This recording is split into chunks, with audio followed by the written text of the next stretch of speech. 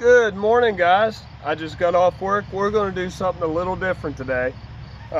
This is something that you don't really see a whole lot anymore. I know they're still out there, and I know a lot of guys and girls have them and keep them. This is my truck. You've seen it in a couple videos now. But we're going to talk about truck guns.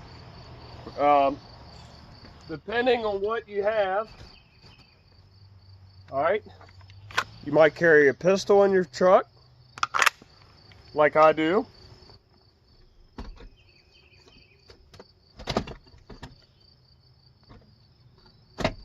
Or, more importantly, like a lot of people around here do, you might carry a truck gun, what I call a truck gun. And that is a rifle, okay? I know that you don't see it a whole lot. I do have a gun rack in my back glass. This thing does kind of stay in there somewhat. A lot of times it stays in my truck and nobody needs to know where the hell that's at. But we're going to go over what I would consider a truck gun and what to look for and expect out of a good truck gun. So there's three things that I would say, there's three important things I would say that makes a good truck gun. First would be cost. You don't want to spend $1,000 on a gun and keep it in your truck. I mean, not everybody has the use for a truck rifle, but some people do, okay? So first off would be cost. Second off, with any firearm, I would say it's reliability. All right, if you have a gun that jams all the time, or doesn't fire half the time, or is just a complete piece of shit, you obviously don't want to keep it in your truck, because a truck gun is a tool. Any gun is a tool, but a truck gun is a very important tool. I cannot tell you the amount of times that I've needed to grab this rifle in a hurry and use it. Okay, so it's got to be reliable. And third, probably one of the most important ones out of the two would be accuracy. So my truck gun that I've carried in my truck for a couple years now, actually ever since they came out, mine is a Ruger ranch rifle, okay, and mine is chambered in 7.62 by 39. Now there's a couple important things I ended up choosing this rifle. Before this, like a lot of people, I had a military surplus rifle. I carried a SKS in this truck for a long time. I mean, for quite a few years I carried an SKS in this truck. SKSs, not so much now, but they used to be pretty goddamn cheap, and the ammo's cheap for them, and SKSs, from the few that I've had, they're all reliable. I haven't had any problems out of SKSs. I'm not really a semi-automatic guy, and the accuracy wasn't, it was there, accuracy was there, it just wasn't very good for long shots. So when Ruger came out with the American Ranch model in a bolt action, I was pretty excited, and I always wanted a bolt action in a 7.62 by 39. I do have a Ruger 77 stainless that is a 7.62 by 39, but there's no way in hell I was keeping my M77 in the truck. So when they came out this gun, that's what I was almost pretty damn positive that's what I wanted.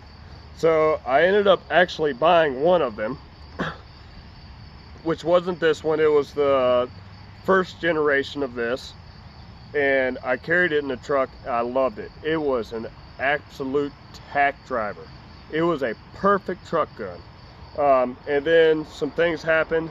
I needed some cash. I had to sell it, and I didn't have rifle in the truck anymore. So about a year went by actually, and I had to have, I was hurting. I had to have another rifle in the truck, and I hated the gun I was keeping in the truck just killed me to do it. So I ended up finding this one. This is the 2nd generation model. It's not as nice as the 1st generation, but I mean, it shoots just as good. There isn't a goddamn thing wrong with this gun. But anyway, this is the Ruger American Ranch 7.62x39, and yes, I have it set up to what I would use it for in my truck. The sticker is just kind of some bullshit. I just threw it on there. It's what came with the scope, so it's whatever. But like I said, mine is 7.62x39. Mine will shoot steel ammo. That is another important thing I would consider in looking at a truck rifle, is the cost of ammo. You definitely don't want to get, I don't know, a 22-250 where the fucking box of shells is $20 a box, where I can buy a 40-round box of these hollow points, and these are hollow points. Okay, I'm buying these hollow points 40-round boxes for 10 bucks. Okay, so it's a cheap rifle. It's plastic. I hate plastic. I despise plastic. So that's fitting. It's going to get it. It has a bunch of scratches on it. It gets beat around. It gets used. It's not nicely blued. It's matte finish. I don't give a fuck about the matte finish. The only really nice thing that I have on here is a Leupold VX Freedom 3-9x40. The gun is sighted in at 125 yards. It shoots very good groups at 125 yards actually. I've got a bipod, and really the only reason I have a bipod on this is if I'm down in the field and I see a groundhog, I can whip this out real quick, drop the bipod, throw it across the hood of the truck, and do my thing. It's got a muzzle brake. I don't really like the muzzle brake, but it is what it is. I can take the muzzle brake, put a thread protector on it, which it is what it is. I don't care. I did buy this gun brand new, but I mean, guys, there's nothing wrong with this gun. We are going to do a video on this gun, a shooting video.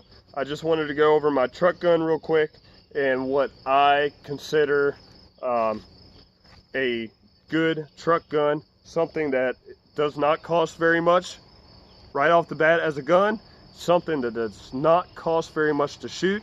This thing is a 7.62x39. You can get surplus ammo pretty goddamn cheap. You can get, I shoot Tula, 123 grain, I think, hollow points out of it.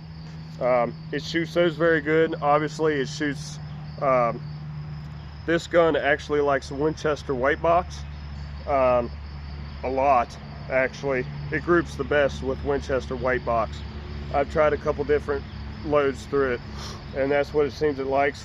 I just like the hollow points better. So, like I said, something that doesn't cost very much right off the bat as a gun. You don't have to put a nice scope on it. Just all my stuff has Leopolds on it. Something that doesn't cost very much to shoot. Something that is reliable, is not going to jam, have malfunctions, misfire, stuff like that. And something that is considerably accurate. It doesn't have to be tack driver accurate to be a truck gun, but it's got to be accurate. But I mean, guys, I love this rifle. I actually own 2 of them now. I bought this one and I bought another one. That way, when this gun finally falls apart from sitting in my truck 24 hours a day and gets beat up, it gets thrown in, it literally, I will take it and I'll throw it in the bed of the truck sometimes, and throw the tailgate up and take off. Hence some of the big scores in the stock, but whatever. Guys, we'll do a video on this. We'll do a shooting video. But this is my little intake on what makes a good truck rifle. If you have any questions, please ask me. Like always, guys, you're awesome. Like and subscribe. And until I see you next time, I'll see you later.